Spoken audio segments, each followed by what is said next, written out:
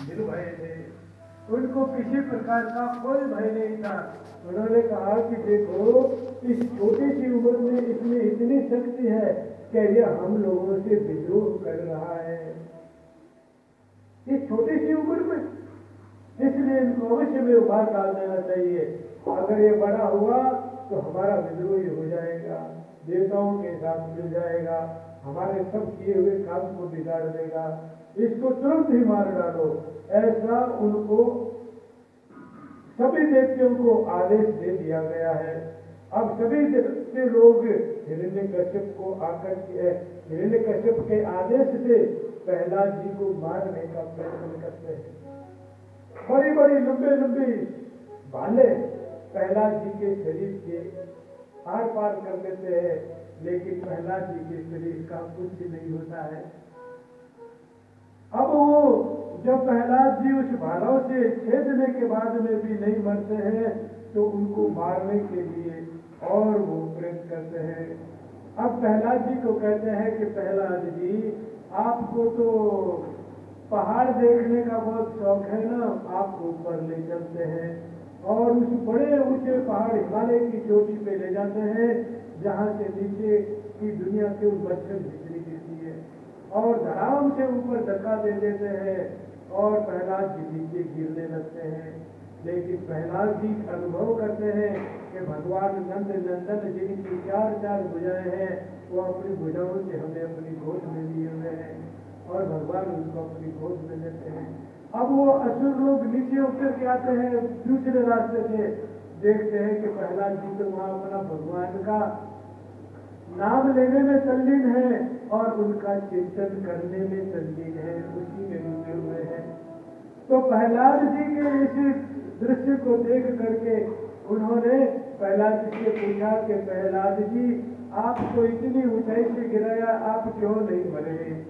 प्रहलाद जी ने कहा कि हमें तो बहुत बड़ा आनंद आया, ऐसा लग रहा था कि हम किसी गोले में झूल रहे हैं, आप भी एक बार ऊपर से कूद करके देख लो। देखते हुए कहा कि अगर हमने कूद करके देख लिया तो फिर हमारा तो राम नाम सत्य ही हो जाएगा। अब उस असुरों ने प्रहलाद जी को और मारने का प्रयत्न किया और उनको समुद्र में फेंक दिया। समुद्र की लहरों में इतनी ताकत नहीं थी कि वह प्रहलाद जी को पा सके। तरंग भुज कंकड़ा प्रकट मुक्ति का वाल का, वो जो तरंगे थी ना, वो भुजाएं बन गई प्रहलाद जी के लिए, और वह ऐसे लग रहा था जैसे कि वो नाव में झूल रहे हैं। तो ऐसी तरंगे उनके लिए भुजाएं बन गई प्रहलाद जी के लिए, क्योंकि जमुना जी भी तो आगे जाके सागर में भी होती है, तो वो अपने भक्तों को बचाने के लिए हर जगह तैयार है। तो ऐसे वह भुजाओं से प्रहलाद जी को अपनी अंक में भर दिया। प्रहलाद जी डूबे नहीं, बर्फ में उनको डाल दिया, लेकिन प्रहलाद जी गले नहीं। अब प्रहलाद जी को जहर दे दिया, प्रहलाद जी से हंसते हंसते जहर को पी गए और पीते हुए भी जहर को पीकर के भी वो नाचने लगे और गाने लगे, गोविंदा गोपाला मुरली मनोहर नंदलाल, गोपाला मुरली मनोहर नंदलाल।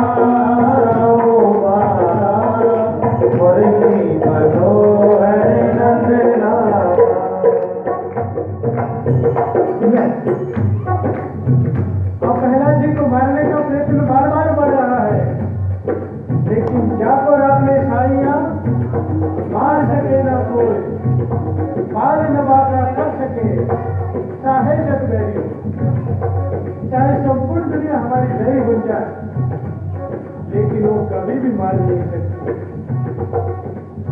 अब हिरण्यकश्यप ने पूरी शक्ति लगा ली, जिस जहर को मारने के लिए दिया था वो जहर उनका मृत बन गया। जिस सर्पों को डसाया वो सर्प खुद नाचने लगे। अब तो प्रहलाद जी को हाथी तले कुचलाने की योजना बनाई, लेकिन उस हाथियों ने प्रहलाद को देखा और प्रहलाद के कीर्तन को देखा तो उसके साथ में वो हाथी भी मस्त होकर के नाचने लगे। मेरा मुरली मनोहर नंदलाला, मेरा मुरली मनोहर नंदलाला, मेरा मुरली मनोहर नंदलाला, मेरा मुरली मनोहर नंदलाला, मेरा मुरली मनोहर नंदलाला, मेरा मुरली मनोहर नंदलाला,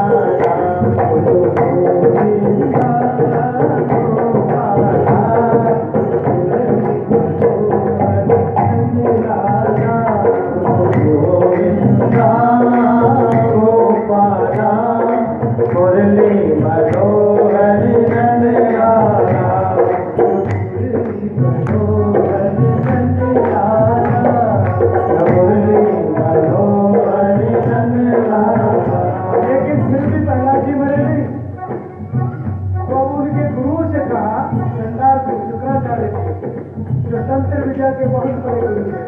उन्होंने कहा कि अभिशाप का प्रयोग करके मार दो, बस अभिशाप का प्रयोग करके मार दो। अब संदार्थ नाम के गुरु जी थे उनके, उन्होंने कृत्या का प्रयोग किया। कृत्या आई और कृत्या को कहा कि तुम ये जो प्रहलाद जी हैं इनको मार दो। अब कृत्या ने प्रहलाद जी को जैसे ही मारने का प्रयत्न किया उतने में ही भगवान उनका कृत्या ने प्रहलाद जी को मारने का प्रयत्न किया, उस समय ही सुदर्शन चक्र उनकी शिक्षा में आ गया। उसने प्रहलाद जी को जो मारने के लिए कृत्या आई थी उस कृत्या के पीछे दौड़ पड़ा। अब कृत्या कुपित हो गई और उस कृत्या ने जो गुरु थे ना, संडात्मक, संड और अर्मक दोनों जने, दो नाम है ये, शुक्राचार्य जी के दोनों बेटे हैं, तो वो उनको मार डाला कृत्या ने। क्योंकि किसी भक्त के ऊपर, किसी साधु के ऊपर अगर कोई अभिचार का प्रयोग करता है तो वह अभिचार का प्रयोग उल्टा उनके ऊपर ही जाता है। क्योंकि भगवान का जो भक्त है उनके ऊपर कोई भी अभिचार का प्रयोग नहीं कर सकता, और अगर ऐसा करेगा तो वो उनके लिए ही घातक हो जाएगा। अब वो गुरुओं के लिए ही घातक हो गया और कृत्या ने उनको मार दिया। अब शुक्राचार्य जी आकर के रोने लग गए, क्योंकि दोनों बेटों के धड़ अलग और सिर अलग, विलाप कर करके रोने लगे और कहने लगे कि मैं शुक्राचार्य हूँ, मृत संजीवनी विद्या जानता हूँ, मैंने कितने असुरों को, मरहुओं को जिंदा कर दिया, लेकिन आज मैं इनको जिंदा नहीं कर पा रहा हूँ, अपने बेटों को जिंदा नहीं कर पा रहा हूँ। आखिर रोने लग गए और रोते रोते प्रहलाद जी के चरणों में गिर पड़े। प्रहलाद जी ने कहा कि गुरु जी आप कोई चिंता मत करो, ये अभी जीवित हो जाएंगे, ये तो सो करके उठे हैं, ऐसा लगेगा आपको। उन्होंने कहा क्यों मेरी मजाक करते हो, मैंने तो तुमको मारने के लिए भेजा था, इसने इनको ही मार दिया। उन्होंने कहा कि आपने भले ही मुझे मारने के लिए भेजा था, लेकिन मैं तुम्हारी आंखों में आंसू नहीं देख सकता। उन्होंने कहा कि एक काम करना पड़ेगा, आप मेरे साथ में भगवान का कीर्तन करो, तो भगवान के नाम में सामर्थ्य है, आपके दोनों बेटे जीवित हो जाएंगे। क्योंकि आपकी विद्या वहीं पर ही काम करती है जहां पर अभिचार से किसी का मृत्यु नहीं हुआ है। कृत्या के द्वारा मारे हुए को आप भी जीवित नहीं कर सकते हो, लेकिन हम कर सकते हैं। तो प्रहलाद जी ने कहा हमारे साथ में कीर्तन करो। थोड़ा सा कीर्तन और शुरू कर दिया, गोविंदा गोपाला मुरली मनोहर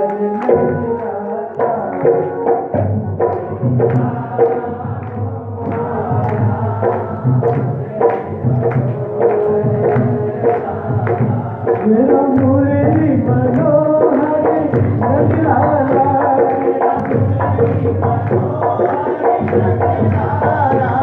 मेरा मुरली मनोहर नंदलाला,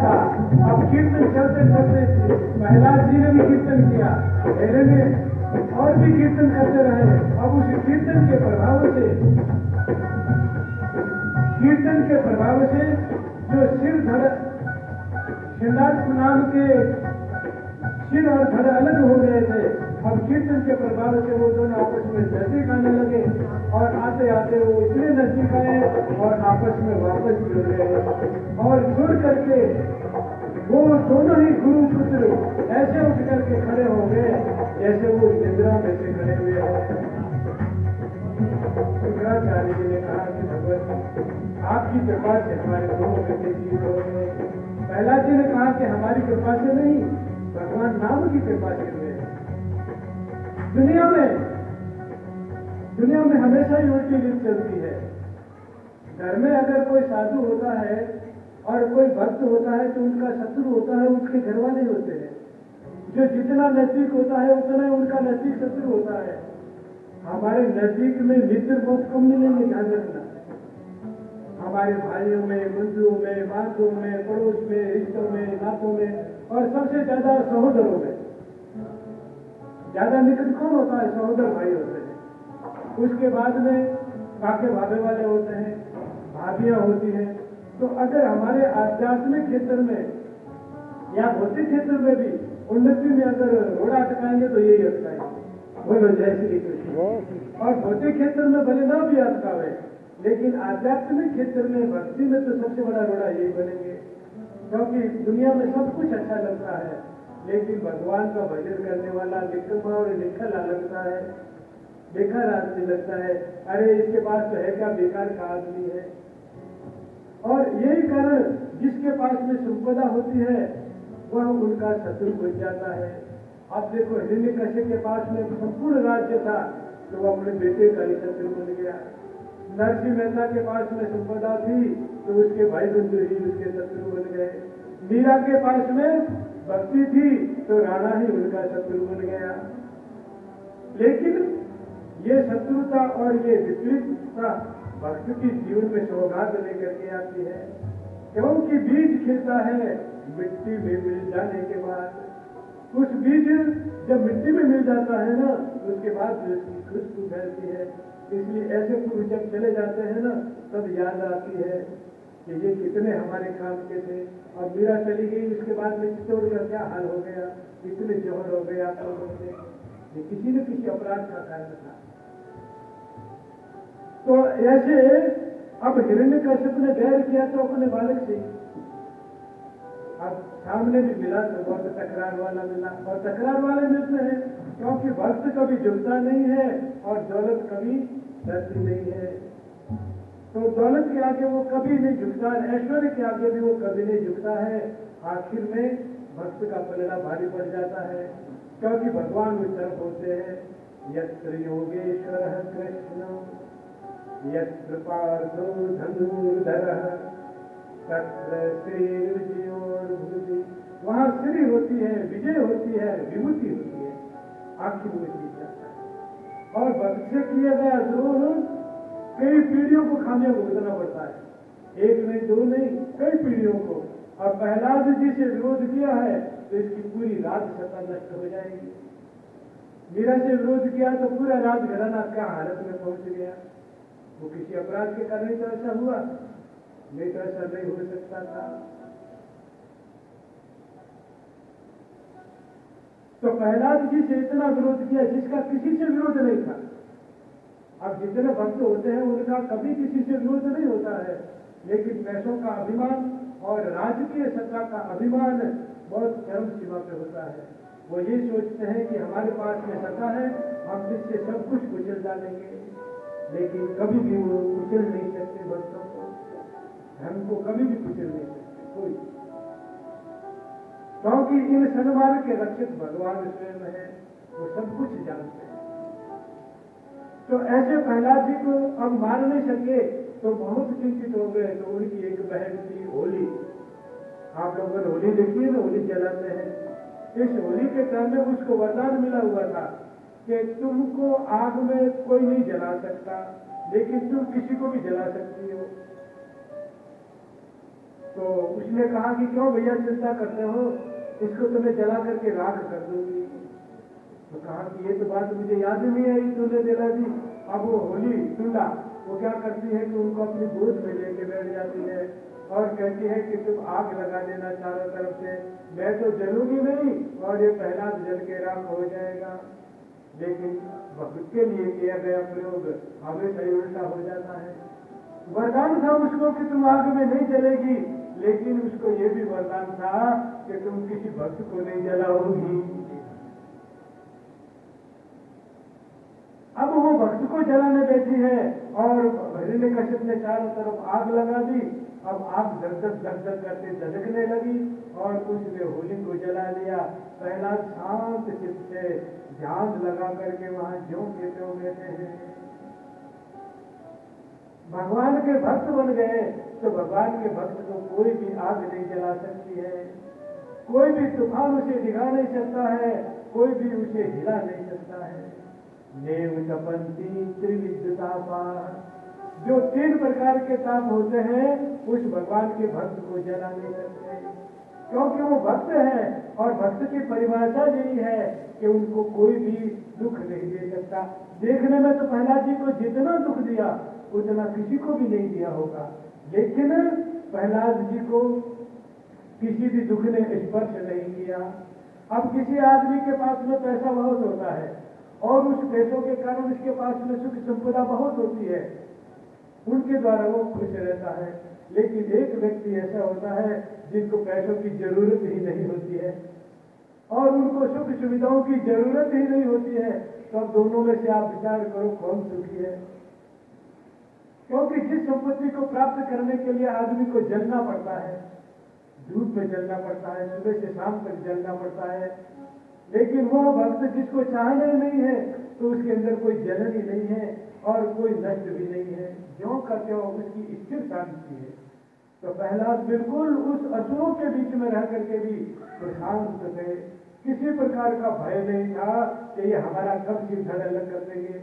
हर दम में खतरा था प्रहलाद जी को कि असुर कब उनका सिर धड़ से अलग कर दे, लेकिन उन असुरों के बीच में ही वह बैठा हुआ है और सबसे निकट शत्रु उनका पिता, और जिसने उनको जेल में डाल दिया, जहर दे दिया, अस्त्रों से कटाया, शस्त्रों से, लेकिन किसी ने उनका कुछ भी नहीं बिगाड़ा। आखिर इतने प्रयत्न करने के बाद में भी उनका कुछ नहीं बिगड़ा, तो अब तो खुद ही भयभीत हो गया कि इतने उपाय कर लेने के बाद में भी नहीं बना है तो ये कौन सी माटी का बना हुआ है। अरे हमने भाले के अंदर गाड़ दिए, लेकिन भालों के ऊपर कुछ निशान ही नहीं बनता है, इनका कुछ होता ही नहीं है, खरों तक नहीं आती है। हमने इनको जहर दे दिया कि चाहे खाने से मर जाएगा, लेकिन जहर भी इनके लिए अमृत बन गया। इनको पी करके ये तो नाचता ही जा रहा है, झूमता ही जा रहा है। अब भयभीत हो गया, अब भयभीत हो गया कि लगता है ऐसा इनके ही हाथों मेरी मौत लिखी है, अब ये मुझे जरूर मार डालेगा, क्योंकि मेरे प्रयत्न करने के बाद में भी नहीं मरा है। मैं थोड़ी सी भ्रुकुटी टेढ़ी करता हूं तो तिरलों की कांप उठती है, इंद्र मेरे चरणों में आकर के झुक जाता है, अप्सराएं नृत्य करने लगती है, नारद जी तंबूरा बजाने लगते हैं।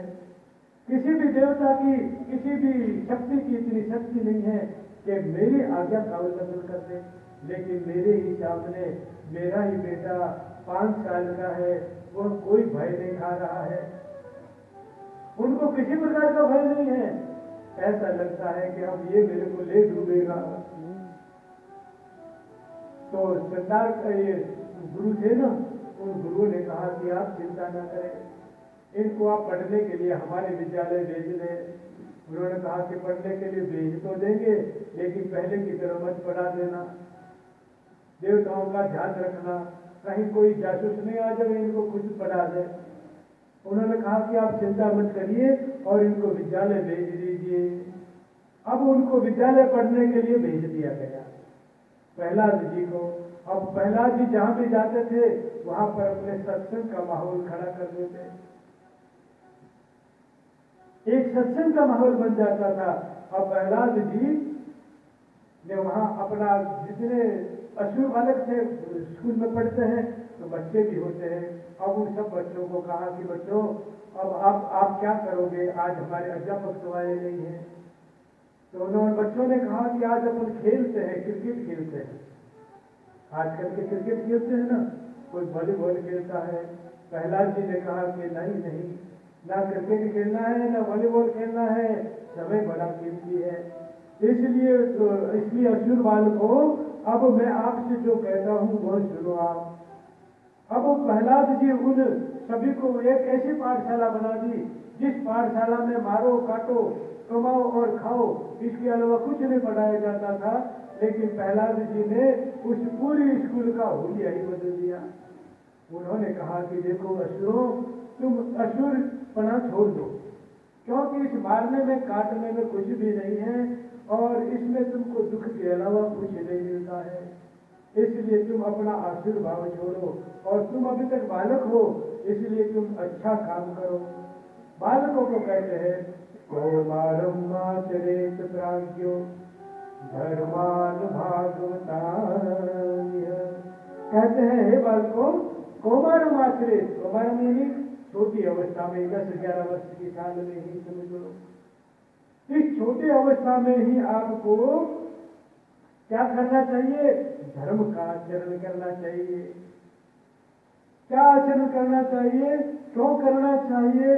तो कहते हैं दुर्लभम मानुषो जन्म तदपि अध्रुवम अर्थदम। कहते हैं कि दुर्लभम मानुष जन्म, ये मनुष्य का जो जन्म है बहुत दुर्लभ है, बहुत दुर्लभ है। इसलिए इस दुर्लभ, और दुर्लभ तो है ही है, लेकिन अध्रुवम, कब ये टूट जाए।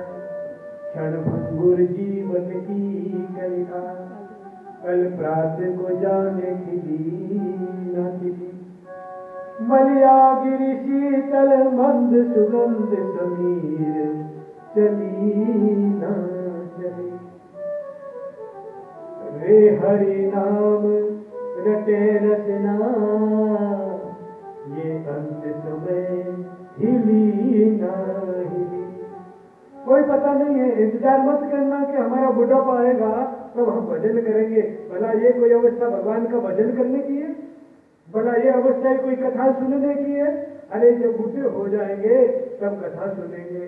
मुझे कहो उनसे कि बूढ़े आदमियों से पूछो कि आपके क्या हाल है, तो सभी बूढ़े ये कहते हैं कि सबका एक जैसा हाल है।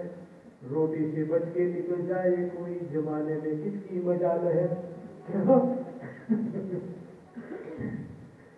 किसकी मजाल है बच के निकल जाए? बुढ़ापे में किसके घुटनों में दर्द नहीं होगा, किसके कंधों में दर्द नहीं होगा, किसके श्वास में गड़बड़ी नहीं होगी।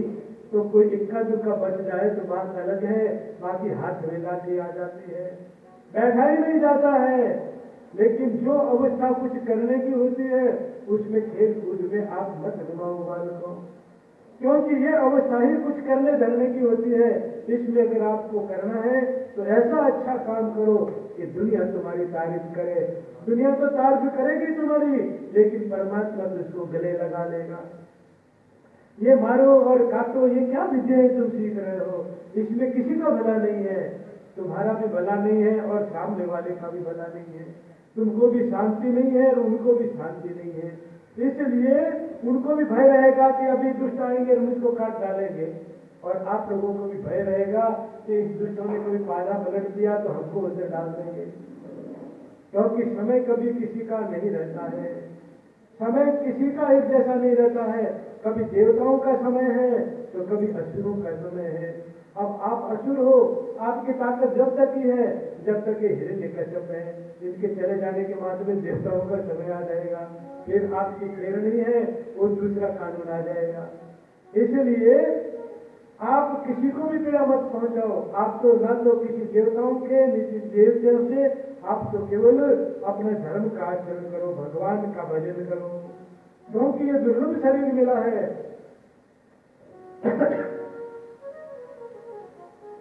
इसलिए इस दुर्लभ शरीर के द्वारा ही आप उस अदुर्लभ परमात्मा तत्व है उसको प्राप्त कर लो। उन्होंने कहा कि हम तो असुर है, असुरों का भगवान क्या करेंगे?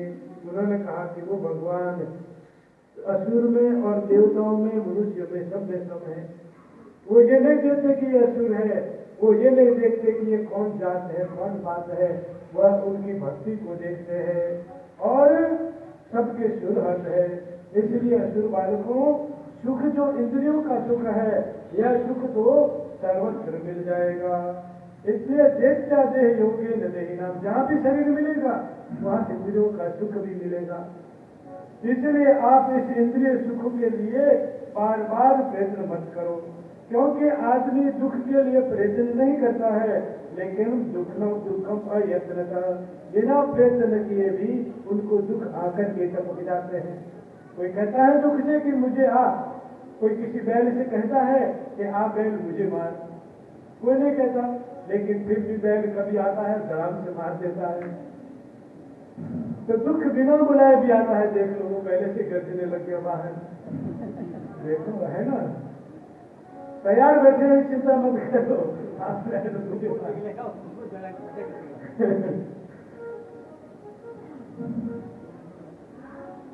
तो अब उस बैल से कोई कहे सामने खड़ा जाएगा तो मारेगा तो नहीं मारेगा, मारेगा ही मारेगा। तो ऐसे तुम दुख को स्वयं बुलाओगे तो दुख आपके पास आएगा ही आएगा। तो इसके लिए न तो सुख के लिए प्रयत्न करो, न दुख के लिए प्रयत्न, दुख के लिए प्रयत्न नहीं करते हो ऐसे सुख के लिए भी मत करो, क्योंकि